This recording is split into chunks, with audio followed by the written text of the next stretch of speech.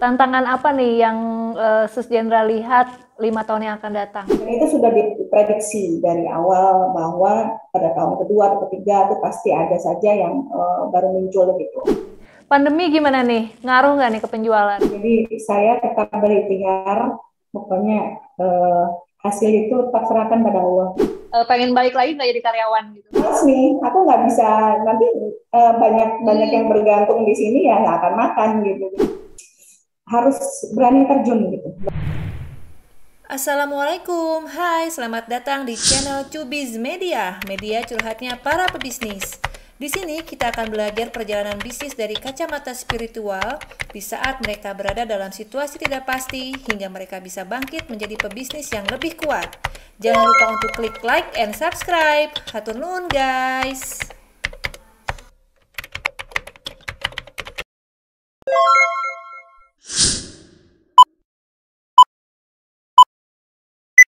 Tantangan apa nih yang Sus Jendra lihat 5 tahun yang akan datang? Kalau tantangan yang paling dekat terlihat itu setelah tahun 2017 ya, 2018 kemarin itu udah mulai banyak muncul pesaing baru gitu ya, pesaing baru dengan produk-produk yang mirip, produk yang sama gitu, dan itu sudah diprediksi dari awal bahwa pada tahun kedua atau ketiga itu pasti ada saja yang baru muncul gitu. Tapi apa namanya, saya berkeyakinan yang pertama tadi bahwa rezeki itu memang tidak akan tertukar gitu. Yang penting saya dan tim tetap berikhtiar, R&D-nya berjalan gitu kan, dan nanti kami akan lebih mematangkan untuk manajemen, terus mungkin akan membuka toko di luar sana gitu setelah pandemi usai mungkin ya. Jadi untuk sekarang karena pandemi ya saya rasa masih belum perlu untuk buka ini, sama aja karena kan nggak akan bisa dine in juga gitu. Jadi itu akan menjadi PR buat kami itu nanti insya Allah akan membuka toko nanti gitu. Doain aja ini ya. Amin, ya rabbal alamin. Pandemi gimana nih? Ngaruh nggak nih ke penjualan? Kayaknya enggak ya. Alhamdulillah sih, walaupun ada tetap aja ada hari-hari yang memang omsetnya turun, tapi karena dari awal juga apa namanya kita yakin bahwa kalau misalkan gelar dagangan lagi tugasnya itu cuma gelar dagangan kan ya. Jadi masalah itu nanti apa namanya, kalau yang ready stock nih kalau misalkan laku, alhamdulillah gitu. Jadi saya juga bikin ready stock sekarang, ready stock tapi terbatas gitu. Jadi PO dan ready stock karena kebanyakan orang-orang itu sukanya belinya ready stock ya pastinya gitu. Cuman resikonya lebih besar gitu kan. Tapi ya pokoknya tugas gelar dagangan itu dan apa namanya ya gimana Allah gitu, kalau misalkan gimana maksudnya gini, jadi saya tetap berikhtiar, pokoknya hasil itu tetap serahkan pada Allah gitu. Itu yang bikin tenang sih Nur setiap alhamdulillah. Apa sih yang kerasa gitu, yang kerasa banget? Dulu kan Handa udah pernah jadi karyawan nih, terus pindah jadi pebisnis tuh. Gimana rasanya? Bedanya apa? Terus pengen balik lagi nggak jadi karyawan gitu? Dia itu dia. Jadi apa Handa yang berapa tahun yang lalu ya, waktu karyawan dengan sekarang itu udah cara melihat segala permasalahan, segala macam itu tuh sudah jauh berbeda gitu. Jadi kalau dulu dengan sekarang mentalitasnya itu udah terbangun gitu. Jadi mentalitas pengusaha itu kalau dulu kan misalkan aku lagi males nih gitu, misalkan ya. Tapi tetap aja kan aku dibayar gitu, tetap aja. Tapi kalau lagi nggak pengen nulis apa ketahuan gitu. Tapi kalau sekarang kalau misalkan aku males nih, aku nggak bisa nanti banyak yang bergantung di sini ya nggak akan makan gitu. Jadi makanya itu mentalitasnya lebih terbangun, tahan banting gitu. Kalau sekarang insya Allah gitu maksudnya. Jauh lebih baik lah daripada dulu. Kalau balik lagi kayaknya agak susah ya.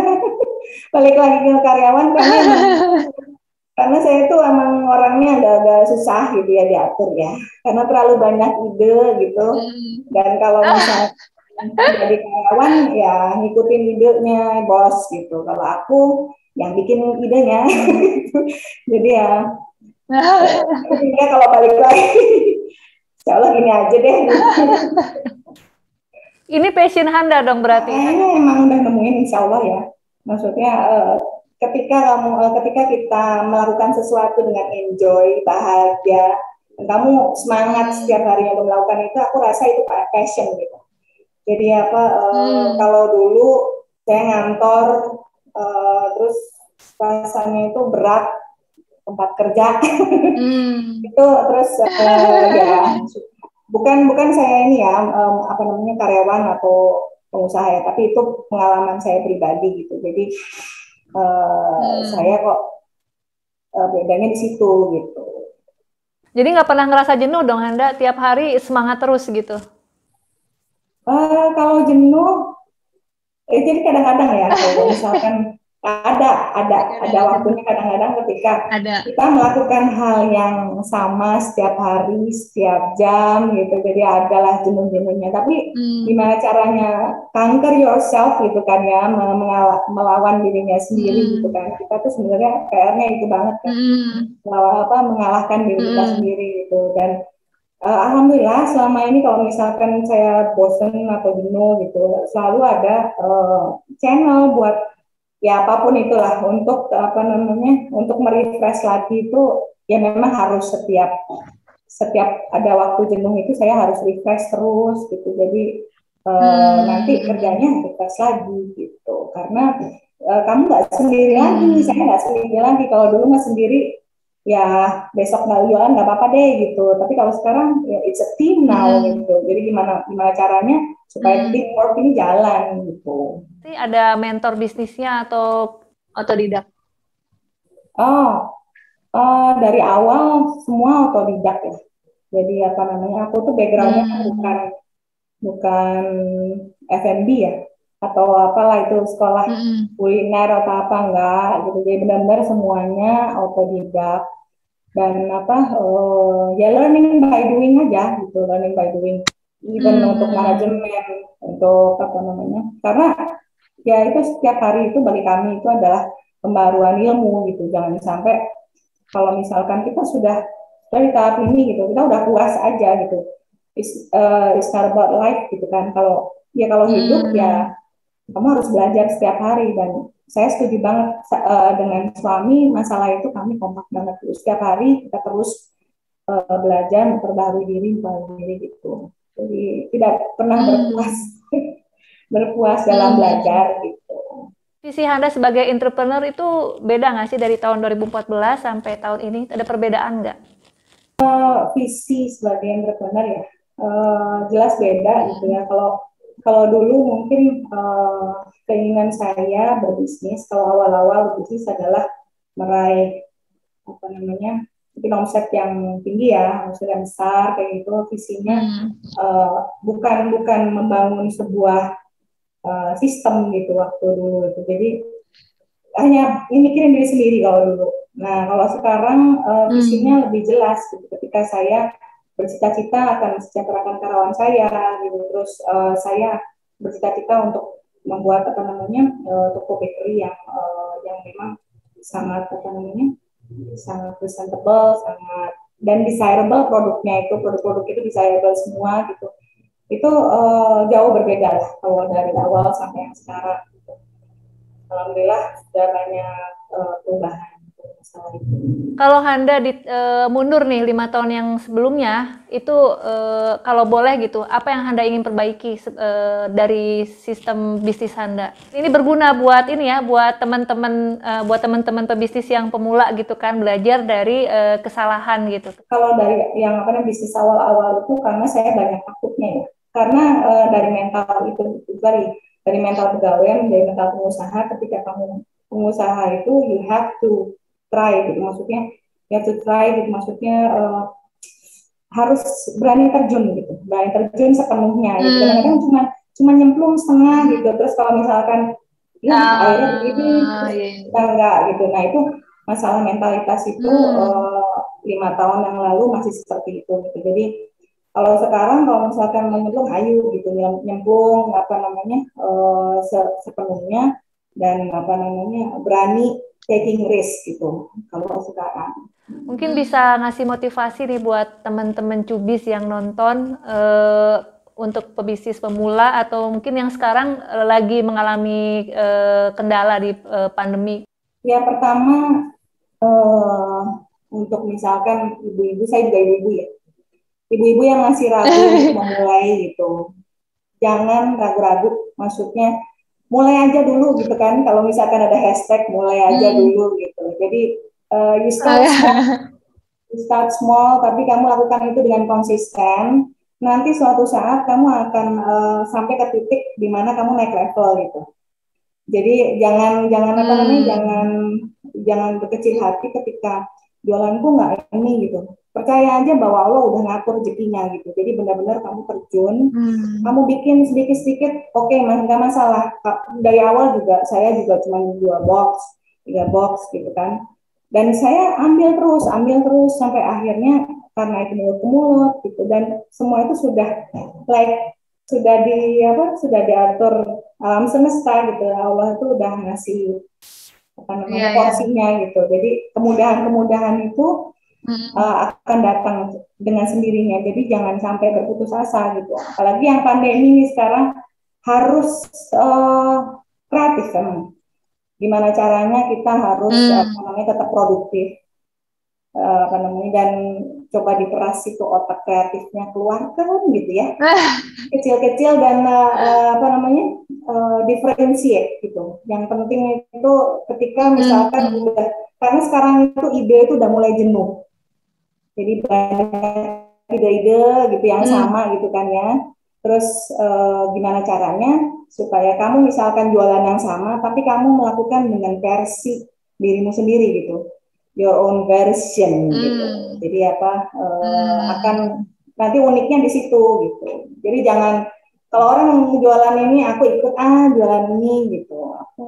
Ya kayak gitu nanti nggak akan bertahan lama. Aku jadi inget nih pernah dulu ketemu sama seorang pengusaha gitu di bidang sablon gitu. Dia bilang kamu harus sabar ya buat ngebangun bisnis karena untuk suatu pohon tumbuh dengan kuat itu perlu akar yang menjulang sampai ke bawah gitu. Jadi kayak untuk supaya kita jadi perusahaan yang kuat, yang besar, yang tinggi, kokoh itu kita harus menguatkan dulu akarnya gitu. Jadi kalau misalnya kamu pengen